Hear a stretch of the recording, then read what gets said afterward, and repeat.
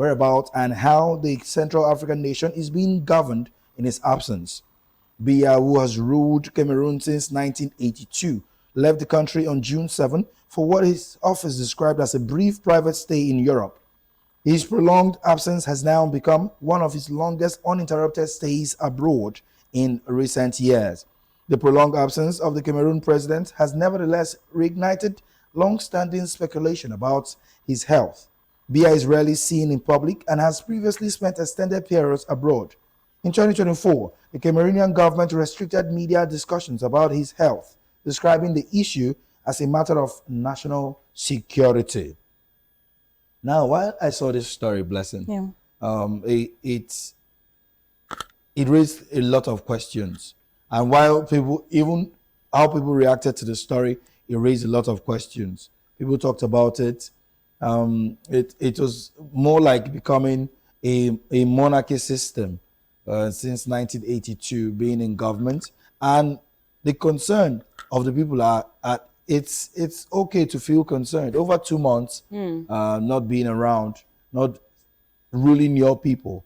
And there are a lot of concerns. It's normal to have concerns. From June to August now, it's almost 3 months. It should be 3 months, right? So it raises concern. So it also points or raises, should I say, sheds light on Africa. Yeah. How government is being run in Africa. And that's what, when people talk about, governance, democracy, politics in Africa, and they make some certain statements, people will want to argue.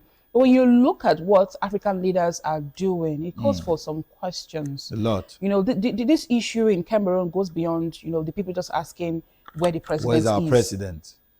First, we wouldn't want to talk about the age of the president. He's 93. He has been in office for a long time. But people want to know how their country is governed. You can't just wake up in the morning as the president of a country and just disappear. You don't make your location known. At least here in Nigeria, when our president is traveling, he'll tell this is where he's going to. His spokesman will come out and tell us the destination of the president. Or he's going to visit France. He's going to visit Japan. He's going to visit China for this period of time. They let us know where he's going to and when he is going to return. But in this case, people in Cameroon, they don't know exactly where the president is. They don't know exactly what the situation is. There are speculations that it's related to his health. Yes. But the Cameroon government has, come out to give assurances that, all is well. All is well. Why is the president away for over 2 months?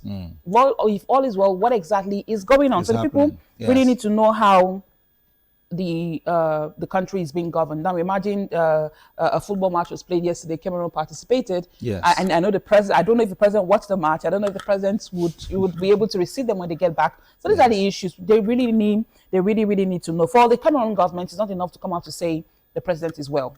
Giving assurance is okay, but it's not enough. People need to get more information, clearer information as to what is happening to the president, so that those speculations, those rumors can die down, and the people will have confidence about the way things are being run in the country. Now, finally, we turn to sports. Nigeria, the Super Falcons did suffer a major disappointment, but the Cameroon's indomitable Lionesses have made history, defeating Malawi 3-0 in the final to win their first ever Women's Africa Cup of Nations WAFCON title.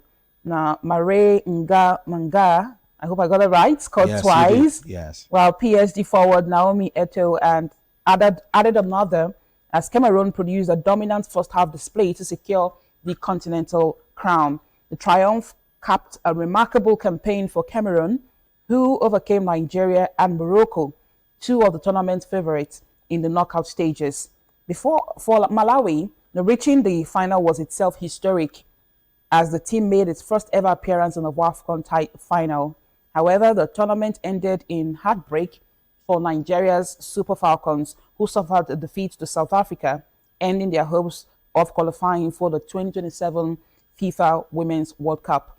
The defeat means Nigeria will miss the Women's World Cup for the first time since the tournament was introduced in 1991. The Super Falcons had featured in every previous edition, making their absence a major setback for one of Africa's most successful women's football teams. Cameroon's historic WAFCON triumph therefore contrasts sharply with Nigeria's disappointing campaign as the indomitable Lionesses celebrate their first continental title while the Super Falcons face the end of their remarkable World Cup record. We like I mentioned earlier, while we talked about the story before this one. Yes. Now, this is Cameroon's indomitable Lionesses. They've made the country proud. They've made Cameroon proud. Yes. But the president is not in the country. Because I don't know if you watched the football.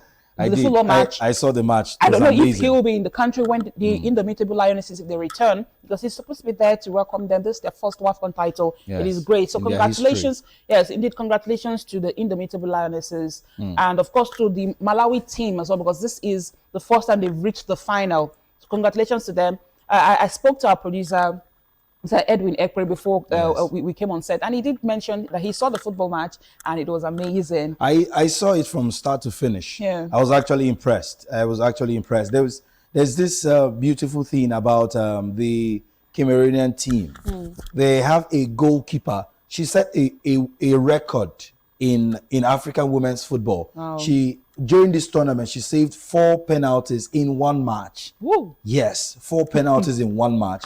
That has never been done by any female goalkeeper in African football. If history serves me right, in the last 20 years, if history serves me right, no male goalkeeper has saved 4 penalties in one match, right? But I don't want to go there, so it won't be like a competition thing. Yeah. But it's a great thing to have a great football team.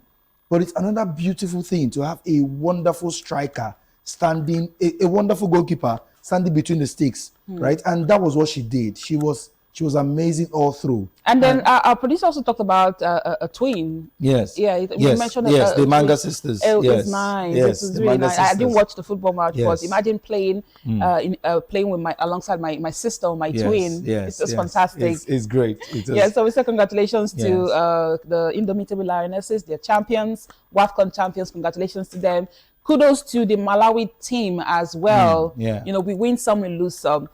This time around, they got to the final, and hopefully the next time around, if They they will put be in able more to win effort, it. they may be able to win it. Now let's Yeah. come home to the Super Falcons. That was a major disappointment. For the first time, we will be missing the Women's World Cup for the first time since 1991. I don't know Yes. what happened to the Super Falcons. Their first game, I did watch the first game. They really did not do well. Yes, they're very poor. And last they lost to South Africa. It's very painful that we did not make it. But then Well, for me, the reasons are not Yeah. far fetched, right? If you look at what happened, the Nigerian team, after sacking Waldrum, the former coach of the female team, it was barely a month. You don't sack a coach of that caliber a month to a major tournament. I don't know who made that call, but it was a very wrong call. Bringing in a new coach with a new ideology, knowing that, if the former coach had already prepared his team for the tournament. Now, the Super Falcons went into that tournament without a left back. It's a crime. It's a worldwide crime in the football world for any coach to go into a major tournament without a left back or a right back. Plumpty, our Oyibo Nigerian, she was left out of the team. There were controversies. She said, and she quoted it, she said it again, that some people at the NFF wanted her to submit something, to give them something that she said she will not. Just due to her imagine. integrity. It's And terrible. she stood her ground. So the coach left her out, or whoever conspired left her out. And it was very, very poor. and now see, we've suffered Yes. for Yes. it. They had to use a right back to play a left back. Imagine you being used to your right. Now somebody's forcing you to use your left. So It's- it was really, really poor. So Well, that should be investigated. It should be Yes, investigated. yes. You know, the Super Falcons, they have built, a strong history in women's football. So missing the World Cup is a major disappointment. Indeed. We are disappointed. But then this should be a moment. You mentioned some issues. Yes. And this is a moment for us to look closely at the issues that are hindering sports development in Nigeria, both for the male team and for the female team. So you should look at those issues. We should look at the development of women's football from preparation. We talked about how they were not really prepared for Yes. for WAFCON this time around. to players development, to administration, To coaching, there to are staff issues and in the everything, administration yes. or in the NFF. Those issues should be looked at, and long-term planning. It's very important that we look at those issues. But now, let's learn from the setback and let's build a stronger team for future competitions. We'll lose some and we win some.